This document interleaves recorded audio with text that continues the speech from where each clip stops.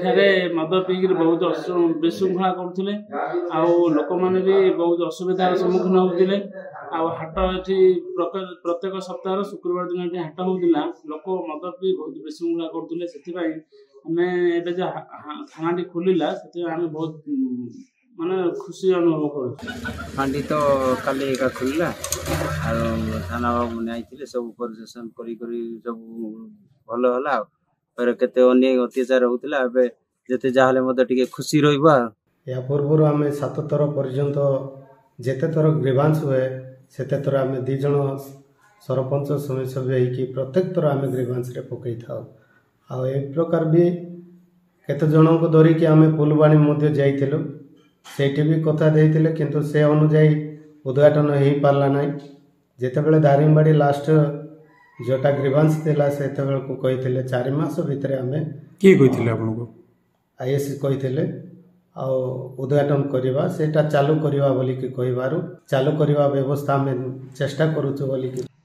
এই ফান্ডি ପାଇଁ ତ ଆମେ 5 ଗୋଟି ଗ୍ରାମ ପଞ୍ଚାୟତ ଜନସାଧାରଣ ଆଉ ନିଷ୍ପତ୍ତି କରି ବାରମ୍ବାର ଆମେ ଗ୍ରିଭାନ୍ସରେ ଥାନା ସମ୍ବନ୍ଧରେ ଆମେ ଗ୍ରିଭାନ୍ସ ଦେଇଥିଲୁ। ସେ ମଧ୍ୟରେ 2017 ସାଲ ଠାରୁ এই ଥାନାଟା ବର୍ତ୍ତମାନ ବନ୍ଦ ହେଇଥିଲା।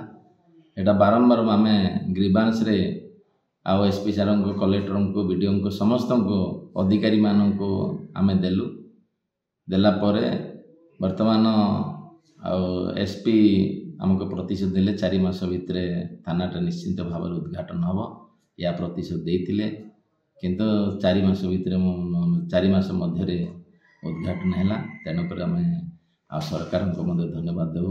ନିଶ୍ଚିନ୍ତ ଭାବରେ ଆମେ ଅଞ୍ଚଳବାସୀ এই ଥାନା ବାବଦରେ ଆମେ ଖୁସି ଅଟୁ, କାରଣ ଅନେକ ବ୍ୟବସାୟୀମାନଙ୍କ ସହିତ ଏବଂ ସରକାରୀ କର୍ମଚାରୀମାନଙ୍କ ସହିତ ସେମାନେ ବହୁତ ବିଶୃଙ୍ଖଳାରେ ଥିଲେ।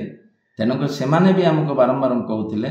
ତେଣୁ ଏବେ ବର୍ତ୍ତମାନ ଆମେ ସରକାରୀ କର୍ମଚାରୀ ବିଭିନ୍ନ ନିଶାଦ୍ରବ୍ୟ ସେବନ କରି ଆମ ବ୍ୟବସାୟୀ ଭାଇମାନଙ୍କୁ ବିରକ୍ତ କରୁଥିଲେ ଏବଂ ସରକାରୀ କର୍ମଚାରୀମାନଙ୍କୁ ବିରକ୍ତ କରୁଥିଲେ। ଏମିତି ଅନେକ ହାଟ ବଜାରରେ ଅପ୍ରୀତିକର ଘଟଣା ଗୁଡ଼ାକ ଘଟୁଥିଲା। ତାହା ଆମେ ଅଞ୍ଚଳବାସୀ ତାହା ଅଣ୍ଟା ଭିଡ଼ି ସେମାନଙ୍କୁ ସମାଧାନ ମଧ୍ୟ କରି ଆସୁଥିଲୁ।